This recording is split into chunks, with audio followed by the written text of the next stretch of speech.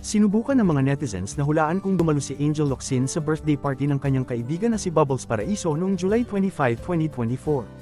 Spotted sa birthday celebration ni Bubbles Paraiso na ginanap sa Electric Garden Restaurant BGC, Taguig, ang kambal na sina Raymond at Richard Gutierrez, Paulo Paraiso, Kurt Bondad, Neil Arce at ang tila kahawig ni Angel Locsin. Sa kanyang Instagram post, makikitang nagsasaya sa party ang isang babaeng kahawig ni Angel. Sa isang larawan ay makikita ang asawa ni Angel na si Neil Arce, na tinagpa ni Bubbles sa nasabing larawan. Si Bubbles ay longtime friend ni Angel. My heart is overflowing with gratitude for the village that helped me for my little celebration, so please indulge me as I say my heartfelt thank yous to those who made it how it came to be, isinulat ni Bubbles.